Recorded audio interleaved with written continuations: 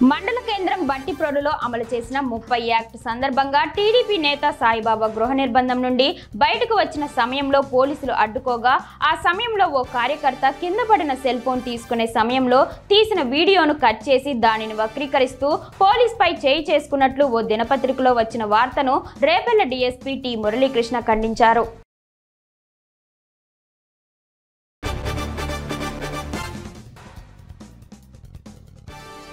Mydukur municipality పరిధిలోని వెంకటాపురం, యాపరాలపల్లె, గొల్లపల్లి ప్రాంతాలలో వారం రోజుల నుండి తాగునీరు లేక అవస్థలు పడుతున్నారు. ఇప్పటికైనా అధికారులు స్పందించి బోరు రిపేర్ చేయించే వరకు మున్సిపాలిటీ నుండి ట్యాంకర్ల ద్వారా పల్లె ప్రాంతాలకు త్రాగునీరు అందించాలని ప్రజలు కోరుకుంటున్నారు.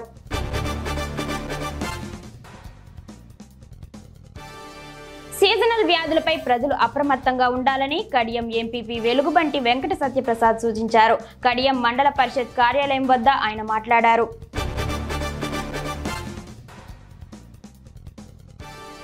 ఒడిశా రాష్ట్రం గంజాం జిల్లా సుమాడి జాతీయ రహదారి సమీపంలో శ్రీకాకుళం జిల్లా ఇచ్చాపురానికి చెందిన శ్రీ సత్యసాయి స్కూల్ బస్సు అదుపు తప్పి బోల్తా పడింది.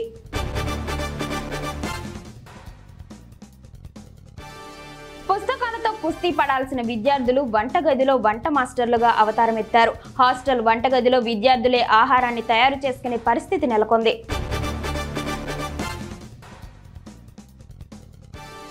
కోడూరు మండల పరిధిలోని పిట్టలంక గ్రామ సమీపంలో ఉన్న కృష్ణానది నుంచి ఇసుకను తవ్వి పలువురు అక్రమ రవాణా చేస్తున్నారని పలువురు గ్రామస్తులు ఆరోపించారు.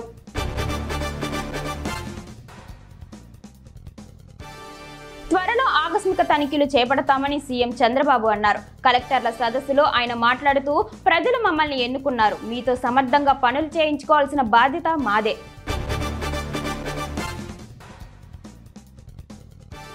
కృష్ణా నదిపై ఉన్న నాగార్జున సాగర్ గేట్లు తెరుచుకున్నాయి. శ్రీశైలం నుంచి 4.40 లక్షల క్యూసెక్కుల ప్రవాహం ఉండటంతో జలాశయం నిండుకుండను తలపిస్తోంది.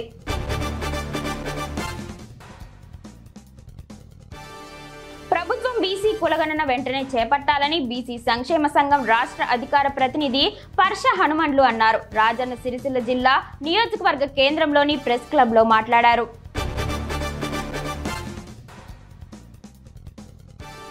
స్వచ్ఛదనం పచ్చదనం కార్యక్రమంలో భాగంగా బెల్లంపల్లి మున్సిపాలిటీ ఆధ్వర్యంలో పట్టణంలో ర్యాలీ నిర్వహించారు. ఈ ర్యాలీకి ముఖ్య అతిథిగా మున్సిపల్ చైర్పర్సన్ జక్కుల శ్వేత హాజరయ్యారు.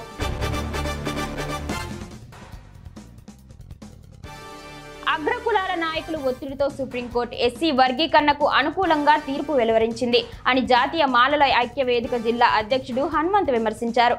ఎస్సీ వర్గీకరణకు వ్యతిరేకంగా నారాయణపేట కలెక్టరేట్ ఏఓకు వినతి పత్రం అందించారు.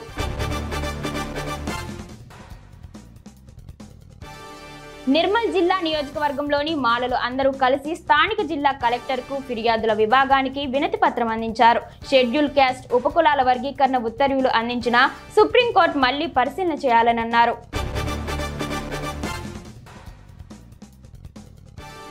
ముదోల్ నియోజకవర్గంలోని ఆయా గ్రామాలకు చెందిన లబ్ధిదారులకు ఎమ్మెల్యే పవర్ రామారావు పటేల్ ముఖ్యమంత్రి సహాయ నిధి చెక్కులను పంపిణీ చేశారు.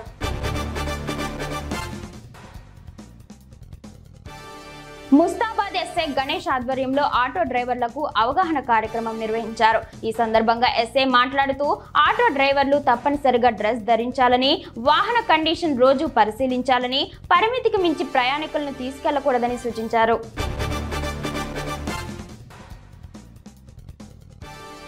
వికారాబాద్ నియోజకవర్గంలో తెలంగాణ శాసన సభాపతి గడ్డం ప్రసాద్ కుమార్, రెవెన్యూ, గృహ సమాచార పౌర సంబంధాల శాఖ మంత్రి పొంగులేటి శ్రీనివాస్ రెడ్డితో కలిసి 60 కోట్ల రూపాయల నిధులతో వివిధ అభివృద్ధి కార్యక్రమాలకు శంకుస్థాపన చేశారు. 12 కోట్ల రూపాయల వ్యయంతో ఆలంపల్లి నుండి రాళ్ల చిట్టంపల్లి వరకు డబుల్ రోడ్డు, వికారాబాద్ లో 6 కోట్ల రూపాయల వ్యయంతో 4 సూటెడ్ R&B గెస్ట్ హౌస్ నిర్మాణానికి శంకుస్థాపనలు చేశారు.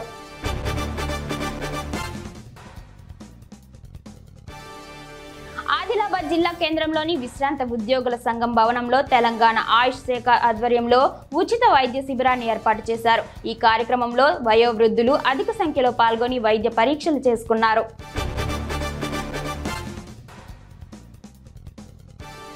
నల్గొండ జిల్లా నాగార్జునసాగర్ జలాశయానికి భారీ వరద పోటెత్తడంతో అధికారులు 6 క్రస్ట్ గేట్లను ఎత్తి దిగువకు నీటిని విడుదల చేశారు. జలాశయానికి వరద ప్రవాహం ఇలాగే కొనసాగితే మరో 2 గేట్లు ఎత్తే అవకాశం ఉంది.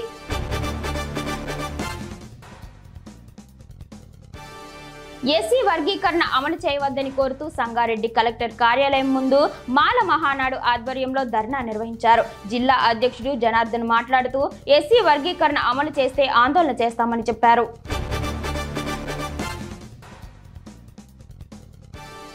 సంగారెడ్డి పట్టణంలో స్వచ్ఛదనం పచ్చదనం ర్యాలీ నిర్వహించారు. మున్సిపల్ కార్యాలయం వద్ద అదన కలెక్టర్ చంద్రశేఖర్ జెండా గోపి ర్యాలీని ప్రారంభించారు.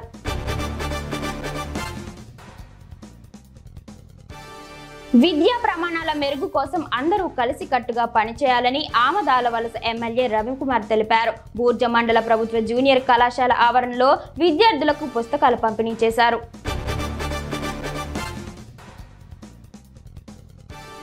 Kuppam area development authority special officer Vikas Marmat కడా కార్యాలయంలో ప్రజల నుండి అర్జీలను స్వీకరించారు. కుప్పం నియోజకవర్గంలోని ప్రజల సమస్యలు తమకు తెలియజేయాలని ప్రతి సోమవారం కడా కార్యాలయంలో ప్రజల నుండి అర్జీలు స్వీకరిస్తామని వికాస్ స్పష్టం చేశారు. ప్రజా సమస్యలను పరిష్కరించడానికి కృషి చేస్తామని ఆయన పేర్కొన్నారు.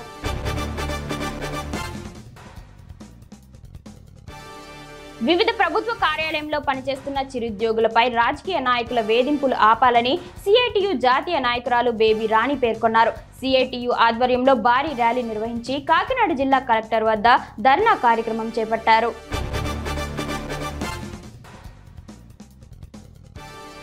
స్వచ్ఛదనం పచ్చదనం కార్యక్రమంలో భాగంగా మొదటి రోజు మావల మండల కేంద్రంలో నిర్వహించిన కార్యక్రమంలో జిల్లా కలెక్టర్ రాజశీష పాల్గొన్నారు. ఈ సందర్భంగా స్థానిక జిల్లా పరిషత్ ఉన్నత పాఠశాల ఆవరణలో కలెక్టర్ శ్రమదానం చేసి పిచ్చి మొక్కలను తొలగించారు.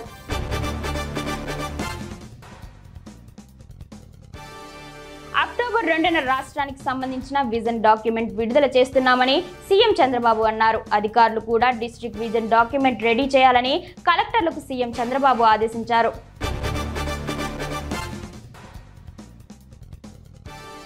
రాయదుర్గం వాల్మీకి సంక్షేమ సేవా సంఘం కార్యదర్శి పదవికి ఎన్టీ సిద్దప్ప రాజీనామా చేశారు.